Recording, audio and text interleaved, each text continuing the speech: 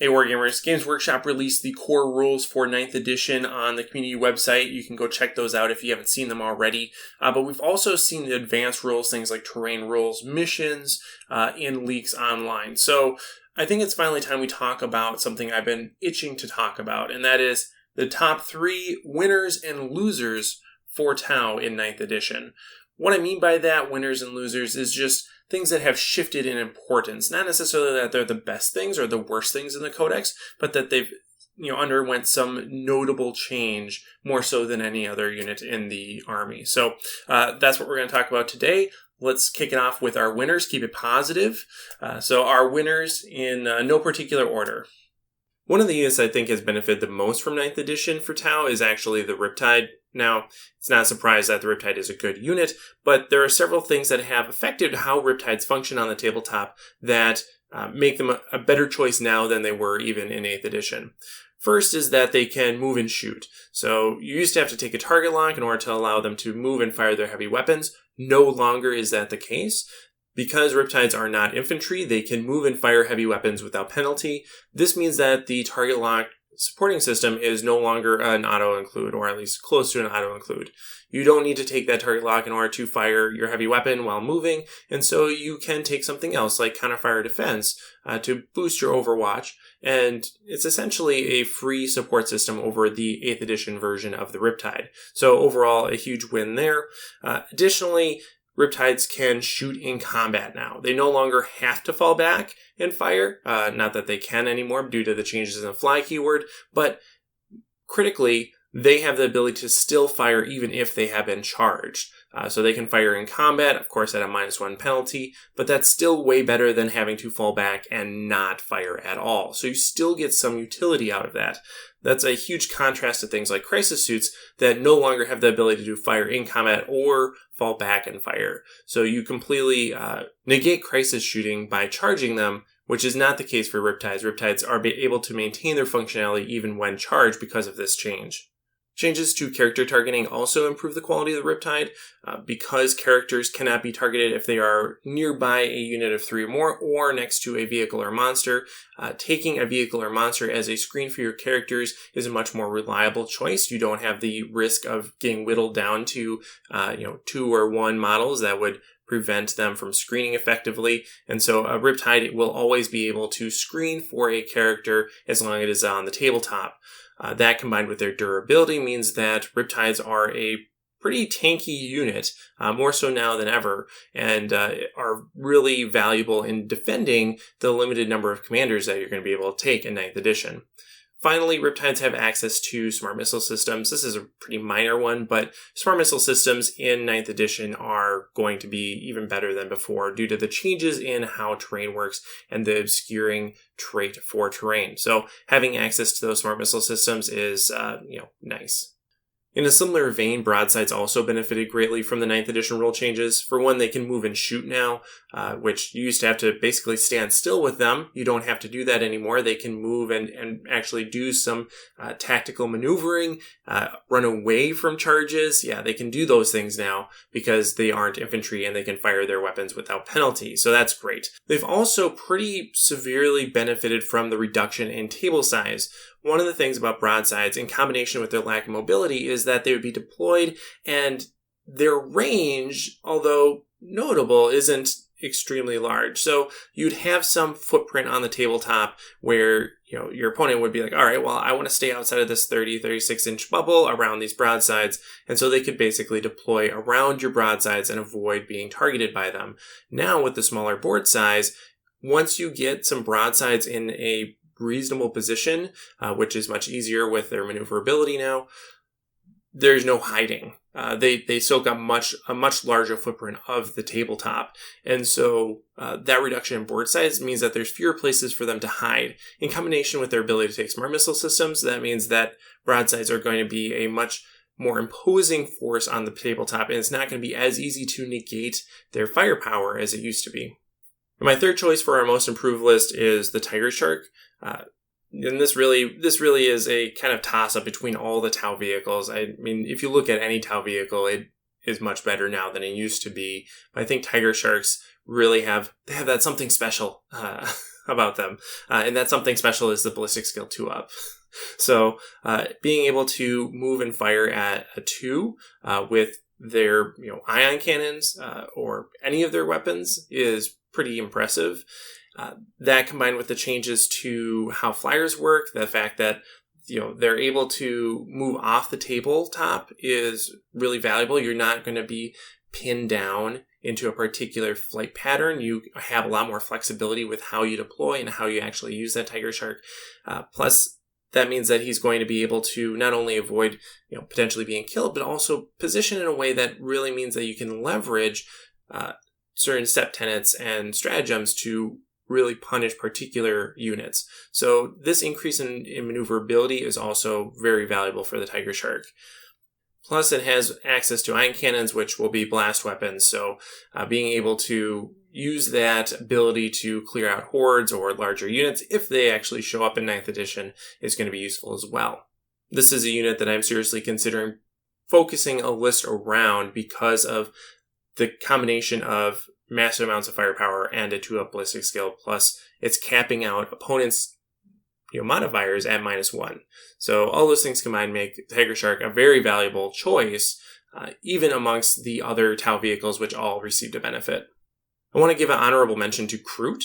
It's not that Kroot themselves have changed, right? It's the context that they operate that's changed. Now they have the ability to outflank, which has historically been one of their strengths. They now can do that again. That's good. That means you can take a small unit of Kroot, a unit of 10, and have them jump on objective, put pressure, keep the opponent on their toes. That's valuable. They can also countercharge if you need them to off your back line. And then they also are going to be valuable screens. Screening, because of the changes in fly keyword, make Kroot much more important. It didn't really matter in the past if you screened or not, because you could always use your jetpack to hop out of combat and still fire. And so there are even times where that would be advantageous. Now you can't do that. So making sure that you don't get charged by throwing your friendly, good-intentioned Kroot in harm's way is a much better strategy. All right, so let's move on to the losers, the guys that haven't fared quite as well with 9th edition. Now, these are a lot of staple units, which means that you're going to have to change at least some of the way that you ran your list going into 9th. So let's start off with the big one here. Of course, it's going to be commanders. I think commanders took a big hit here with the changes to Lookout Sir. They're not as easily screened. They're much more vulnerable. That means things like Cold Stars are not going to be able to jump out and take something turns 2, 3, 4 like they used to.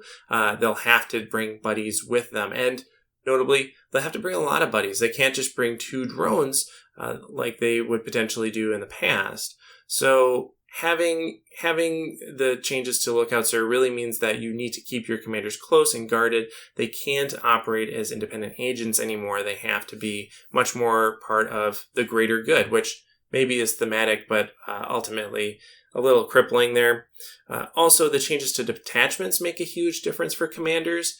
There is a way to get 2 or 3 commanders in a relatively reliable way for Farsight Enclaves. You can take 2 in a battalion or a patrol detachment, and then you can take a Supreme Command detachment and get another one.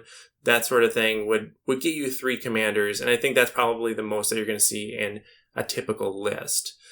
Of course, you can still field lots of commanders if that's your thing, but you're going to have to pay a lot of CPU. And if you're playing any sept except for Farsight, that means you're going to get 1 commander per 3 command points, or 2 commanders per 3 command points if you're Farsight. And that's a lot of command points that you're giving up just to bring a couple of commanders, which again aren't as good as they used to be. They're much more vulnerable. So I think you're probably going to see closer to 2 or 3 maximum a list than some of these more competitive lists in 8th that had many more commanders in them, especially after Psychic Awakening. The next one is the one that hurts me the most to say, and that's Crisis Suits. I was really thinking Crisis Suits were going to be awesome in this edition. They were hot coming out of Psychic Awakening. I thought that they were going to maintain that momentum, and then the changes to Fly really just kind of kneecapped them, which maybe is an appropriate metaphor, maybe not. So the changes to fly mean that crisis suits, if they're charged, they can't fall back and shoot. That means that they're fairly easy to mitigate their firing potential, which is why you bring them. And of course, taking a unit of 3 of them means that they're very likely not going to be able to screen for a character very long.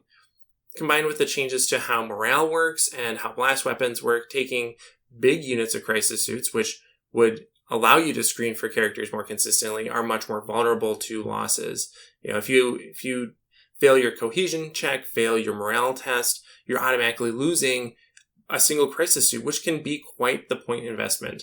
So these elite high point models are really vulnerable to the changes in morale. And so taking large units of crisis suits, which you want to do not only for the character screening, but also because you get greater leverage out of things like veteran cadre or reactive countermeasures. Taking those larger units to really leverage all the benefits of crisis suits is no longer a viable strategy. At least that's what it looks like right now. So the combined effects of changes to the fly keyword and changes to how large of a unit you really want to bring with these guys make crisis suits a much worse choice now than they were at the end of 8th, which is, it's really disappointing. I think top players generally want to see crisis suits function on the tabletop, and a lot of these changes to 9th edition rule sets really undercut the progress that we made with Psychic Awakening. Finally, I think drones took a hit here as well, and drones, the changes that affect drones are somewhat more related to gameplay style than they are to the actual rules, but the changes to morale mean taking those big units of drones is going to be even more risky than it was before. You'll still want to do it because your drone slots are going to be limited, and it again ensures that they're able to screen for characters more easily, but it's riskier. You're gonna run into scenarios where you're gonna be really challenged in how you're setting those drones up, how you're moving them, and how you're keeping unit coherency. You'll also need to make sure that they have the appropriate leadership buff from an ethereal nearby in order to keep them on the tabletop. So all these things mean that drones are less effective because you are more restricted in your movement. You can't conga line them out as easily. They can't grab objectives and do saber protocols at the same time quite as easily as they used to be able to. They can't screen for characters quite as easily as they used to. And so these changes to drones mean that they are generally still going to be a key point in your list, but they're not going to be quite as useful as they used to be.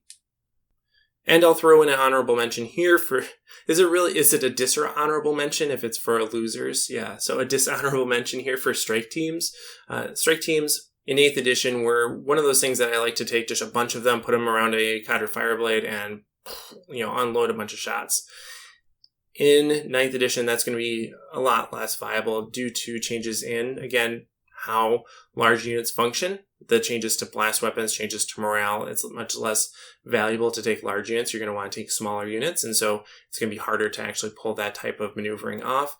And then also the changes to line of sight with obscuring terrain means that those long-range pulse rifles are not necessarily going to be as valuable because you're just not going to have line of sight outside of those ruins that are on the tabletop. So overall, I think you're just going to see far fewer strike teams. You're going to see much more breachers and Kroot on the tabletop compared to strike teams in 9th edition. Alright, so that was my list of winners and losers for Tau in 9th edition. Let me know what you think in the comments below. Do you agree, disagree? I'd like to know why, and continue this conversation in the comments. So, thanks for watching, and as always, happy wargaming. Hey everyone, thanks for watching. This channel is made possible by my supporters over on Patreon. If you enjoyed this video, consider joining our community over there as well. Special thanks to Chris Kessler, Jacob Harkrider, Jake Johnson, Jared Egler, Jim Bob, Mark Sherwing, Michael Byrne, Shifty, Stephen Cohen, Tau Oswell, and Zealous Brimstone. Really, I couldn't do it without you guys, so again, thank you and happy wargaming.